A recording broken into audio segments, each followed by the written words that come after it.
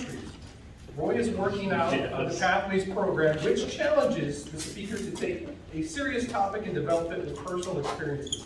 The title of Roy's speech is, Are We Getting a Good ROI for Our Educational Dollars? Please welcome ETM Roy Scherer. Hey.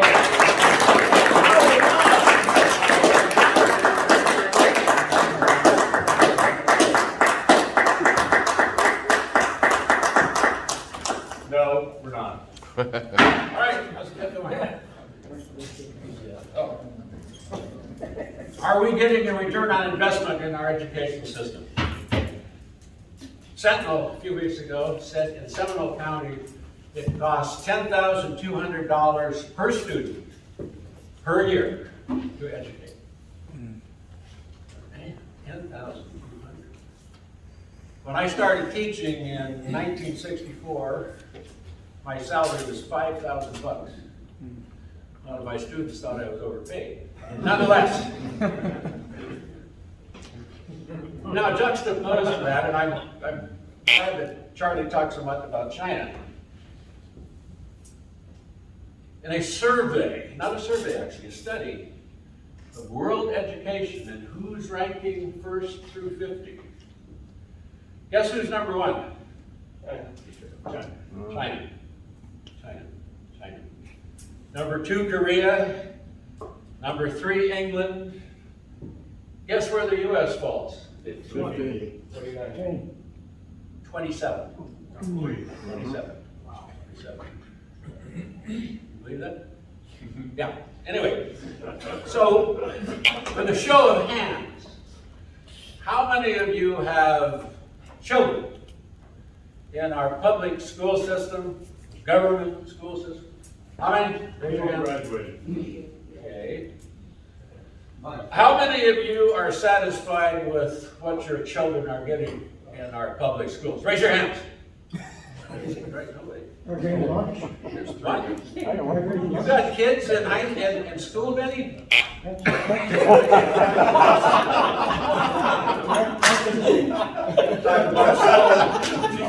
You're talking about slow learners. You got a kid 50 years old that's still in the first grade. All right, so for our webinar, those of you on the webinar, we have about 100 people in the room.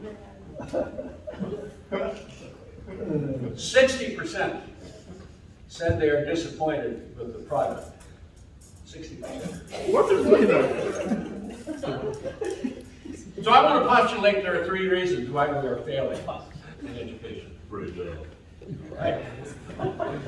Number 1, discipline. Here, here. I have a friend who taught at Celebration High School chemistry. He told me that, I said, what's a typical day like? He said, well, they come busting into the room, throwing the chairs around, and raising hell, and my job is just to try and get them in their seats so they don't kill one another or me. He says, Celebration, that's a pretty good compliment. He said, that's the way it is. I said, well, what about labs? He says, are you kidding? Labs? Once I got them in there, you think I'm going to let them up again? Throw chemicals at one another? This is true. Second reason, parental involvement, or the lack thereof.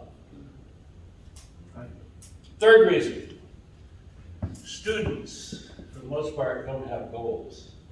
Don't have any goals. Now today, I only have time to talk about discipline. So this is kind of trilogy. Next time we talk about parental involvement, student goals. So, okay, I started teaching in 1964. That's 57 years ago. Think back to what you were doing in 1964. I was an idea. Not much. Anyway, I was teaching in Washington State, Kitsap County school system. Told you making $5,000 a year. High school, about 1,200 students. I had 3 classes of biology and 2 classes of English. Junior, 11th grade. Now that's kind of an unusual combination, but it's stood me very well in the future. So, 1964, the disciplinary method was a paddle. A paddle, big old paddle. You've seen them in fraternities, maybe. Big old paddle, like an oar. Now, I didn't have one in my room. The guy next door to me, who was a little sadistic, he had one. For the most part, if you had a student who was disruptive, I can't remember you doing this. I like the kids like me. Imagine that. And you send them to the principal, Scherer Quinlan, big old Swede. He was a major in World War II. I mean, he enjoyed this. I know he enjoyed it. Now, if the girls, if you had any problem with the girls, there was really no problem with the girls. They only had to go to the principal's office if someone, teacher, thought their skirts were hiked up too high. Let's say maybe up to the knees, you see? And they'd go in there and then measure the skirt. Had to be 13 or 14 inches, depending on the height of the girl, I suppose. Anyway, so I had this kid in class named Maurice. God, the ones you remember, and I guess over 15 years, I don't know, several times. You remember the ones that acted up the most. I don't know why, maybe it's because you wanted to kill them. I wanted to kill Maurice. He disrupted the class. He was an invisible little ugly kid trying to attract attention.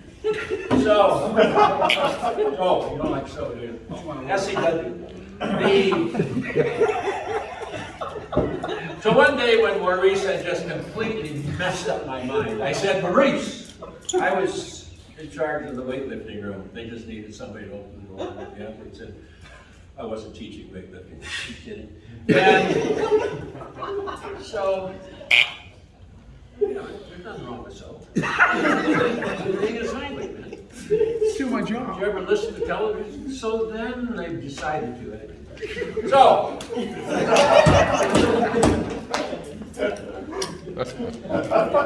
anyway, Maurice, we're going to meet in the weight room. I got to the weight room. I told one of my guys, I said, Maurice is going to come down today. Hold on to him, I might be a little late. By the time I got there, nobody liked Maurice. They'd thrown him in the shower. Soaked his eyes, ears. Maurice ran out of there like a stunned rat.